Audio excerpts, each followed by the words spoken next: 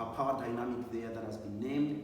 There is microaggressions that have been named, and then there's equity that has already been named. That's a lot of big concepts. So maybe let's just kind of we don't have to have like dictionary definitions of these things, but how do you guys define some of those things, just for our audience here? Just in kind of terminology, like microaggressions would be, the day-to-day thing that people of color, Black people, I'll speak for myself, experience. Like, let me touch your hair, or where are you from? People try to do that with me often. Like my beard, which is weird. Like being multiracial and people being curious, and I understand being curious, but I also, when people say where are you from, I hear it as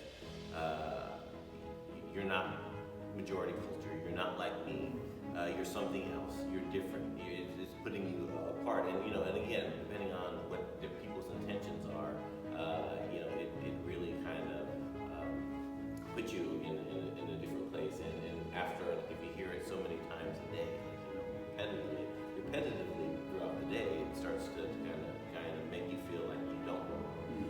And I feel like that's a piece of it. Just thinking on the scale of it, I think it all builds up.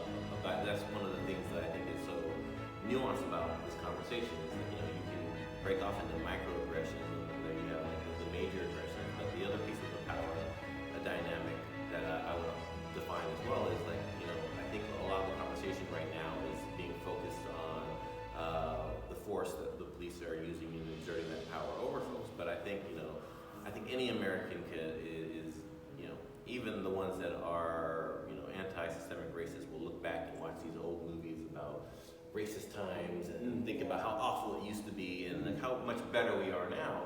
But I would say like some of those same dynamics are still there. It's not just about the police brutalizing people, it's the police not doing anything at all. They have the power to not arrest people. They have, a lot of conversation about Trump doing his first rally in Tulsa on Juneteenth. June 19th coming up, and thinking about what that massacre represents in Black culture. Hundreds of people died, and to this day, almost 100 years later, no one has ever been arrested or prosecuted for anything that happened that day. And if police aren't going to stand up for the rights of anybody or stand up for the rights of Black folks, to me that's also a very strong indictment of the system. It's horrible that you're out there shooting us, but it's also horrible that you're letting people shooting us. And Ahmaud Arbery, if there's no video, that just goes away. I also think if there's no video of George Floyd, that goes away as well. So I feel like, or even if somebody had intervened and George Floyd didn't die, you would have had, if it was a citizen, you would have had 2 Black people in jail, and a cop with maybe another warning against him.